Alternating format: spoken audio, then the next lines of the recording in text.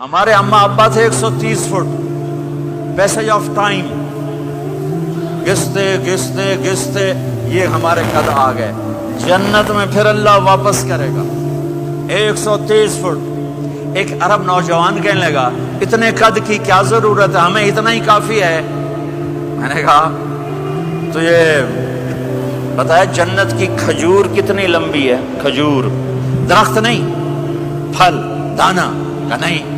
میں نے کہا جنت کی کھجور 25 فٹ لمبی ہے، دانا 25 فٹ کا ایک دانہ ہے۔ وَتَمْرَتُهَا 12 ذِرَاعًا، تو ہے 5 فٹ، تو کھجور کے نیچے سے گزرا، اوپر سے ایک دانہ تیرے سر کے اوپر گرا، تو تو وچے مر جاؤنا۔ پھر مسرات سے معذرت کے ساتھ جنت کی حور کا قد ہے 130 فٹ اور تو گیا 5 فٹ، وہ تو تجھے جیب میں ہی ڈال لے گی۔ پھر پوچھے میرا ہسبینڈ کدھر گیا ہے؟ اور وہ جو لباس پہنتی ہے، لباس وہ 3 میل کے ریڈیس میں گھومتا ہے، 3 میل، 3 مائل، 3 مائل کے ریڈیس میں اس کا لباس گھومتا ہے۔ کسی ایک بو جج پا کے انہیں بھول جاؤنی کہ ہسبینڈ گیا کدھر۔ لہذا تمہیں بھی 130 فٹ کرے گا، ان کو بھی 130 فٹ کرے گا، اور وہ جنت کی لڑکیاں تو پہلے 130 فٹ ہیں۔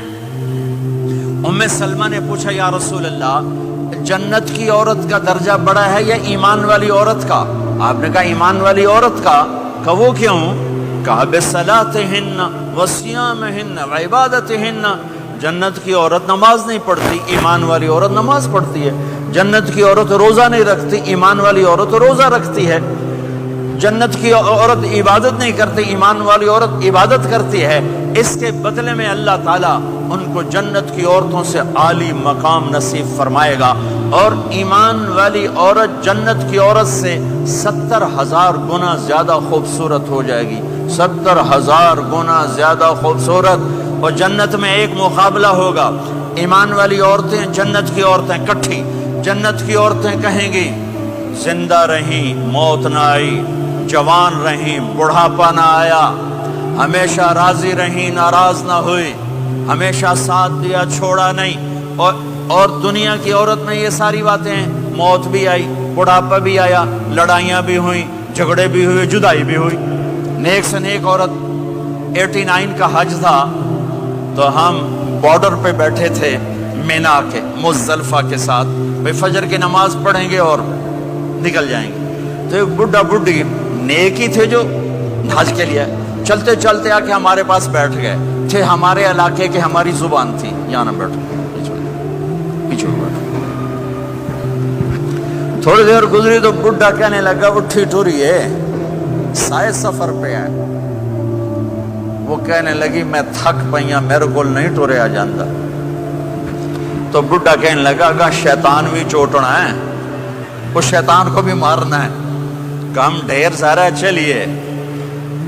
وہ کہنے لگے میں تھکی ہوئی، میں کوئی نہیں جانتی۔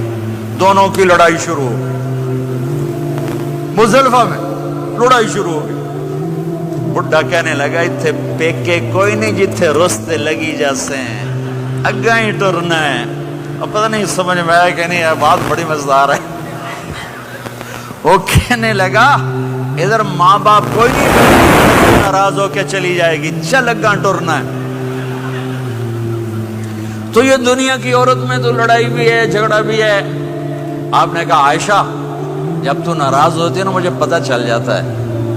حضرت عائشہ نے کہا وہ کیسے؟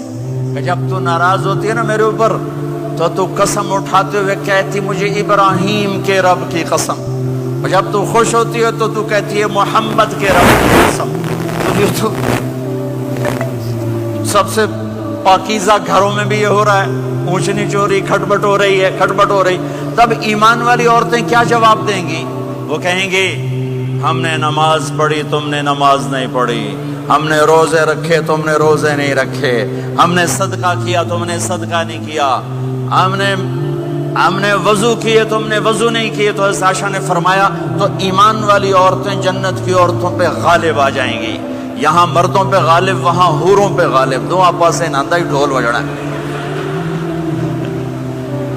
تو اللہ جو سب سے پہلا ٹائٹل دے گا، جنت کی ساری نعمتیں ہوں گی، اور نوکر آ کے سلام کریں گے، سلامن سلاما، اس کا ایک نشہ چڑھے گا۔